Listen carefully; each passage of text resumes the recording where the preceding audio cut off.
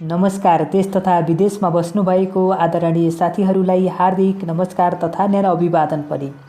आज मैले एचआइडिसिएल कम्पनीले ल्याउन लागेको राइड सेयरको बारेमा तपाईहरूलाई सम्पूर्ण जानकारी दिनेछु। एचआइडिसिएल कम्पनीको राइड सेयर अब किनेर भर्न पाइन्छ कि पाइँदैन, एचआइडिसिएल कम्पनीको राइड सेयर कसले भर्न पाउँछ, कति किता पाइन्छ, कम्पनीको अवस्था कस्तो छ र यस कम्पनीको आधारभूत विश्लेषण पनि गर्नेछु। यस कम्पनी दोस्रो बजारमा किन्न हुन्छ कि हुँदैन यसको बारेमा पनि म तपाईहरूलाई चर्चा गर्नेछु। Video अन्तिमसम्म हेरिदिनुहोला।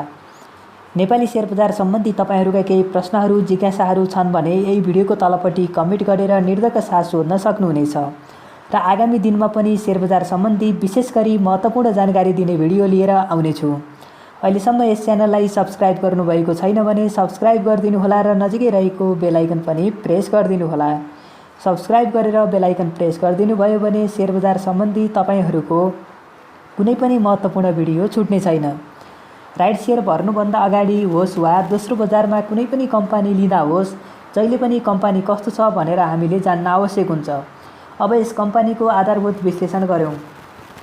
Hydro electricity investment and development company limited HIDCL जलविद्युत क्षेत्रमा लगानी गर्ने कम्पनी हो।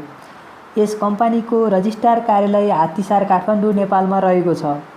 मुलुकमा विद्यमान ऊर्जाको मागलाई पूर्ति गर्दै विद्यमान ऊर्जा सङ्कट निवारण गर्न जलविद्युत आयोजनाको कार्यान्वयन, निर्माण एवं सञ्चालनका लागि पुँजीको उपलब्धता, परिचालन सरल, सहज तथा प्रभावकारी रूपमा गरी लगानी व्यवस्थापन गर्नका लागि नेपाल सरकारको अग्रसरमा राष्ट्रिय लक्ष्यसहित यस कम्पनी स्थापना भएको हो।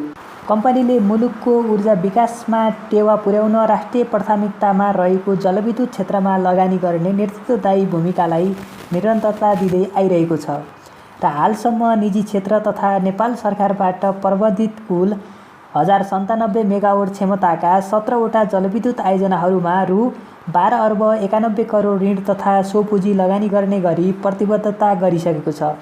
यसका साथै जलविद्युत क्षेत्रसँग सम्बन्धित विभिन्न 4वटा कम्पनीमा रु 92 करोड सेयर लगानी गर्ने प्रतिबद्धता गरेको छ।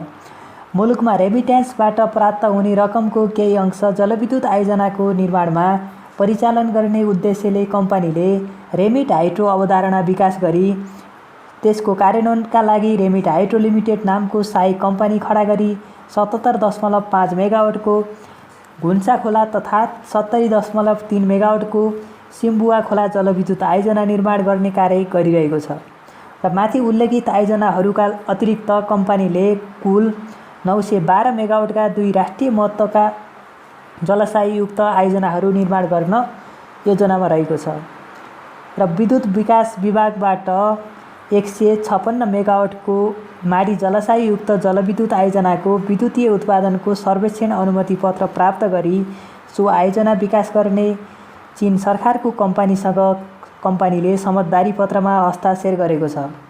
त्यसैगरी लगानी बोर्ड नेपालबाट सर्वे तथा अध्ययनको लागि अनुमति प्राप्त भएको 756 मेगावाटको तमोर जलाशययुक्त जलविद्युत आयोजनाको विकासको लागि पावर चाइनासँग समझदारी पत्रमा हस्ताक्षर भई संयुक्त उपक्रम मार्फत सो आयोजना विकास गर्ने गरी आयोजनाको अध्ययनको लागि कार्यक्रम अगाडि बढेको छ। कम्पनीले वित्तीय स्रोतबाट लगानी गरेका आयोजनाहरू बाहेक ताप्लेजुङ र पाँचथर जिल्लामा निर्माणाधीन 37.6 मेगावाट क्षमताको काबेली ए जलविद्युत आयोजनाको लागि विश्व बैंकबाट नेपाल सरकारलाई प्राप्त हुने 40 मिलियन अमेरिकी डलर ऋण उक्त आयोजनालाई यस कम्पनीले मार्फत सहायक ऋणको रूपमा उपलब्ध गराउन विश्व बैंक, नेपाल सरकार तथा काबेली इनर्जी लिमिटेड बीच सम्झौता भए अनुसार ऋण प्रवाह भएको छ। अब तपाईहरूले यस कम्पनीको मुख्य उद्देश्य पनि जान्नुपर्ने हुन्छ। अब म यस कम्पनीको उद्देश्यहरू के छन् त्यसको बारेमा चर्चा गर्नेछु। जलविद्युत उत्पादन, प्रसारण तथा वितरण गर्ने परियोजनामा कम्पनीले सेयर वा ऋण लगानी गर्नेछ। जलविद्युत उत्पादन, प्रसारण तथा वितरण गर्ने परियोजनाका लागि बैंक तथा वित्तीय संस्था मार्फत लगानी गर्नेछ। त्यसैगरी जलविद्युत उत्पादन, प्रसारण तथा वितरण गर्ने परियोजनामा वित्तीय लगानी गर्ने परियोजनाका लागि विदेशी संस्थाबाट ऋण तथा अनुदान प्राप्त गर्नेछ। कम्पनीले आफ्नो नामबाट बन्ड, डिबेन्चर लगायतका ऋणपत्र तथा सर्टिफिकेट अफ डिपोजिट जस्ता वित्तीय उपकरणहरू जारी गरी दीर्घकालीन प्रकृतिको पुँजी परिचालन गर्नेछ। जलविद्युत परियोजनाले जारी गर्ने बन्ड डिबेचन जस्ता ऋणपत्रमा कम्पनीले लगानी गर्नेछ। जलविद्युत परियोजनाहरूको प्राविधिक मूल्याङ्कनको लागि प्राविधिक जनशक्तिको सिप र दक्षता अभिवृद्धि गर्नेछ। आफ्नो स्वामित्वमा सहायक कम्पनी स्थापना गरी जलविद्युत उत्पादन, प्रसारण तथा वितरण गर्न परियोजना लगानीकर्ता जुटाउनेछ। सम्बन्धित निकायको स्वीकृतिमा सामूहिक लगानी कोष स्थापना एवं सञ्चालन गर्नेछ। जलविद्युत क्षेत्रको विकासका लागि नेपाल सरकारद्वारा पुँजी सङ्कलन कार्यक्रम वा योजनाहरूको कोष व्यवस्थापनको रूपमा काम गर्नेछ। यस कम्पनीको अधिकृत पुँजी 50 अर्ब रुपियाँ रहेको छ भने जारी पुँजी 22 अर्ब रुपियाँ रहेको छ। त्यसैगरी चुक्ता पुँजी 11 अर्ब रुपियाँ रहेको छ। त्यसैगरी राइट सेयरपछि यस कम्पनीको चुक्ता पुँजी 22 अर्ब रुपियाँ पुग्नेछ। यस कम्पनीमा संस्थागत सेयर धनीहरूमा नेपाल सरकारको अर्थ मन्त्रालय, नेपाल सरकारको ऊर्जा जलस्रोत तथा सिँचाइ मन्त्रालय, नेपाल सरकारको कानुन मन्त्रालय, संसदीय मामिला मन्त्रालय, नेपाल सरकारको महालेखा नियन्त्रण कार्यालय, कर्मचारी सञ्चय कोष, राष्ट्रिय बीमा संस्थान, नागरिक लगानी कोष लगायतको संस्थापक सेयर यस कम्पनीमा लगानी रहेको छ। कम्पनीबाट जारी प्रस्तावित हक र सेयरमध्ये नेपाल सरकारबाट भुक्तानी गरी रु 550 करोड प्राप्त भइसकेकोले सो रकमलाई चुक्ता सेयर पुँजीमा समावेश गरिएको छ। यस कम्पनीको सञ्चालकहरूको अध्यक्षमा देवेन्द्र कार्की हुनुहुन्छ भने सञ्चालकहरूमा सुशील कोइराला, रमण नेपाल हुनुहुन्छ।